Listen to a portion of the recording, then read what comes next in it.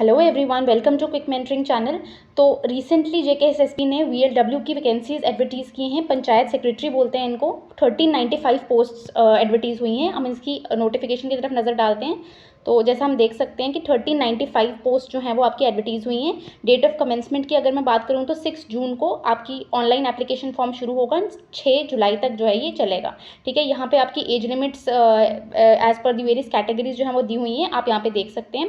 ठीक है, अब इसका देखें सिलेबस तो दिया नहीं हुआ है, लेकिन एक एक्सपेक्टेड सिलेबस होता है। जैसे हमने जो है दिया था सब ऑडिटर का पेपर, एक्सटेंशन एजुकेटर का एंड फाइनेंस सब इंस्पेक्टर का जो सिलेबस था, जो पेपर अभी तक हुआ नहीं है, उसका सिलेबस जो है ये है जो हम सामने देख पा रहे हैं कि आपका जनरल इंग्लिश है, उसमें general knowledge and current affairs है। ठीक है, general knowledge with special reference to UT of JNK है, जनरल साइंस है, मेंटल एबिलिटी है एंड कंप्यूटर एप्लीकेशंस है। तो ऐसा एक्सपेक्टेड है कि ऑलमोस्ट सेम ही सिलेबस जो है वो आपका होगा। अगर इसमें हम मोस्ट इंपॉर्टेंट सेक्शन की बात करें तो general knowledge and current affairs की तरफ अगर हम ध्यान दें तो इसमें जैसे पहला टॉपिक है हमारा Indian history with special reference to freedom struggle. अब ये जो टॉपिक है ये खुद में बहुत बड़ा टॉपिक है, लेकिन उसको कैसे कंसाइज करना है, ठीक है, वो हम आपको जो है बताएंगे जब हम ये चीज़ पढ़ाएंगे। ठीक है, यहाँ पे first in world, first in India जो है, इससे क्वेश्चन आता है। मैं आपको बताती हूँ कि क्वेश्चन कहाँ से पूछे जाते हैं।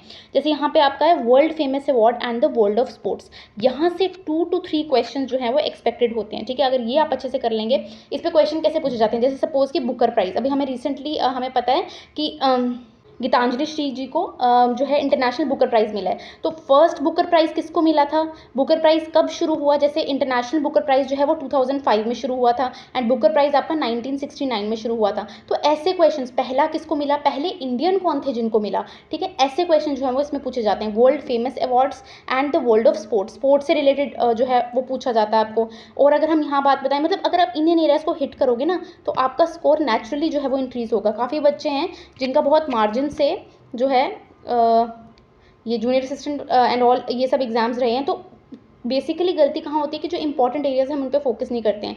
जैसे ये 2 पार्ट्स हैं हमारे। ठीक है, यहाँ पे हेडक्वार्टर क्या है, कब इस्टेब्लिश हुआ था, कौन सी ट्रीटी से इस्टेब्लिश हुआ था, 3-4 एरियाज हैं, 3-4 एरियाज ऐसे हैं जो आपको हर एक ऑर्गेनाइजेशन में कवर करने होते हैं। ब्रिक्स है, ब्रिक्स कब इस्टेब्लिश हुआ था, कौन सी ट्रीटी के अंडर इस्टेब्लिश हुआ था, ब्रिक्स में कौन कौन सी कंट्रीज हैं। ठीक है, ब्रिक्स की जो रिसेंट समिट है उसको वो कहाँ पे हुई है, ये सब क्वेश्चन जो है वो इंपॉर्टेंट हो जाते हैं। ठीक है, अब जैसे न्यूज़पेपर वर्ल्ड है हमारा, ठीक है, ये आपका मॉडर्न हिस्ट्री में आपको मिल जाएगा। ये न्यूज़पेपर वर्ल्ड जो है मॉडर्न हिस्ट्री में मिल जाएगा। First in India, first in world जो है, इससे क्वेश्चन पूछे जाते हैं। ठीक है, इससे एटलीस्ट 2 क्वेश्चन जो हैं वो इस एरिया से पूछे जाते हैं आपके।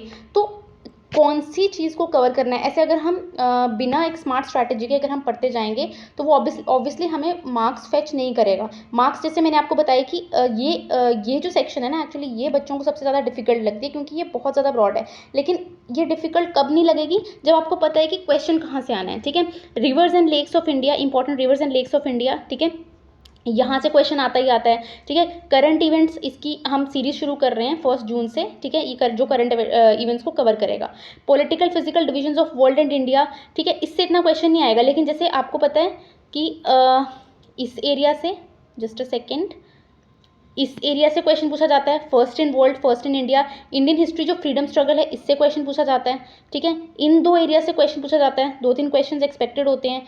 ये मैंने बताया, इससे पूछा जाता है। सस्टेनेबल डेवलपमेंट गोल, ठीक है, 1 घंटा भी नहीं लगेगा आपको ये टॉपिक प्रिपेयर करने में। 17 सस्टेनेबल डेवलपमेंट गोल्स हैं, उसको हम ट्रिक्स के साथ करेंगे तो वो हमें फटाफट याद हो जाएगा। ठीक है, इसके बाद हमारा इंपॉर्टेंट रिवर्स एंड लेक्स, यहाँ से क्वेश्चन पूछा जाता है। अगर हम आगे इसको देखें, जैसे ये सब तो मुझे लगता नहीं है कि VLW में ये सब होगा, बट जैसे ये thermal nuclear hydro power plants, half hour और 1 आवर, सॉरी हाफ या 1 घंटे, इतने से ज़्यादा इस टॉपिक को लगना नहीं चाहिए।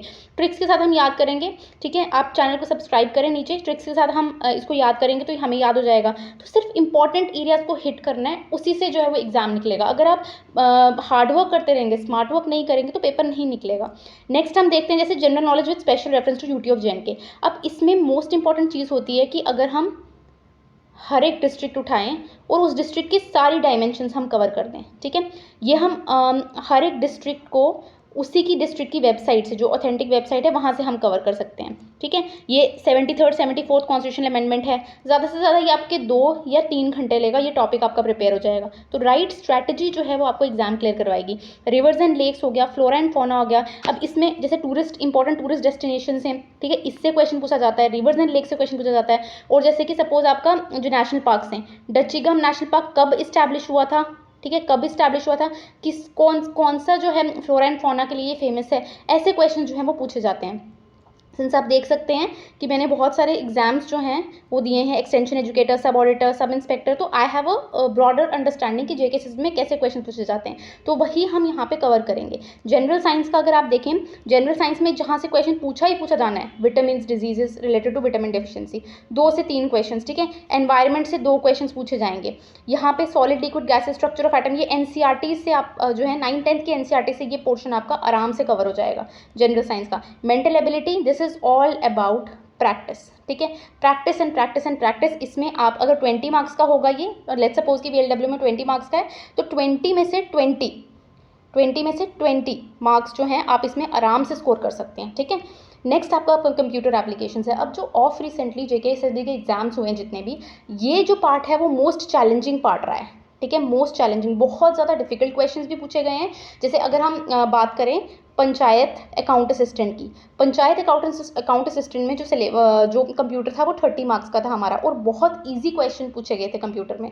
लेकिन जो 2021 में जितने भी एग्जाम्स कंडक्ट हुए किसके, JKSSB के, उसमें ये जो एरिया था ये बहुत ज़्यादा डिफिकल्ट बनाया गया, बहुत ज़्यादा डिफिकल्ट बनाया गया। तो इस पर हम एक्स्ट्रा स्ट्रेस दे सकते हैं। जितने भी क्वेश्चंस हैं उनका कंपाइलेशन, जो जितने भी रीसेंट एग्जाम्स हुए JKSSB के, उनके क्वेश्चंस को कंपाइल करके MCQs के थ्रू जो है हम करेंगे। MCQs के थ्रू हमेशा बेनिफिशियल इसलिए रहता है कि MCQs के थ्रू आपकी रिटेंशन पावर बढ़ जाती है। अगर आप MCQs पढ़ेंगे, एक कोई MCQ पढ़ेंगे और दूसरा आपने सिंपल उसको रीड कर दिया, ये आपको इतना रिटेन नहीं रहेगा जितना रिटेन आपको ये रहेगा। तो कंप्यूटर एप्लीकेशंस की यही स्ट्रैटेजी है। मेंटल एबिलिटी की मैंने आपको बताया, practice and practice and practice, ठीक है। जैसे ही सिलेबस जो है हमारा VLW को आता है वैसे ही हम ये शुरू कर देंगे, ठीक है। जनरल साइंस का मैंने आपको एरियाज बताई, ये सब आपका NCERT से कवर होगा, ठीक है। Vitamin diseases related to vitamin deficiency हम अलग से कवर करेंगे। पोल्यूशन वगैरह इस पे 2 से 3 क्वेश्चन हो गए। General knowledge with special reference to UT मैंने आपको बताया क्या क्या इंपॉर्टेंट एरिया से कहाँ से क्वेश्चन पूछे जाते हैं, ठीक है। और सबसे चैलेंजिंग, वही मैंने बताया आपको, सबसे चैलेंजिंग जो है हमारा ये पार्ट होता है, ठीक है। एंड अबाउट इंग्लिश, अब इंग्लिश का क्या है, इंग्लिश में जैसे एक्टिव एंड पैसिव वॉइस, ठीक है, इस पे 2 से 3 क्वेश्चन पूछे जाते हैं। कुछ ऐसे एरियाज हैं सिनोनिम्स एंड एंटोनिम, जो आप आज से ही शुरू करेंगे ना अगर, तो वो आपको बेनिफिट देगा। बाकी आप फिर भी पढ़ के कर सकते हैं, लेकिन ये सिनोनिम्स एंटोनिम्स क्या हैं, इसको आप जब तक टाइम 2, 3, 4, 5 महीने टाइम नहीं देंगे तब तक जो है ये बाद में नहीं होता है। तो इस पे हम स्ट्रेस कर सकते हैं सिनोनिम्स एंटोनिम्स पे, ठीक है। तो जब तक सिलेबस नहीं आता, ये कुछ ऐसे एरियाज हैं, आप मैथ्स की प्रैक्टिस करें, ठीक है, आप इन एरियाज़ पे फोकस करें। Synonyms antonyms, idioms and phrases हो गए, ठीक है, आप ग्रामर की प्रैक्टिस करें, ठीक है। और बाकी जो करंट अफेयर्स हैं वो चलते रहें, जो करंट अफेयर्स हैं हमारे वो चलते रहेंगे, ठीक है। तो हम भी अपनी चैनल पे एक सीरीज़ लॉन्च कर रहे हैं करंट अफेयर्स की, डेली करंट अफेयर्स की। तो आप चैनल को सब्सक्राइब करें, लाइक करें एंड शेयर करें, ठीक है। And that's it for today. Thank you so much.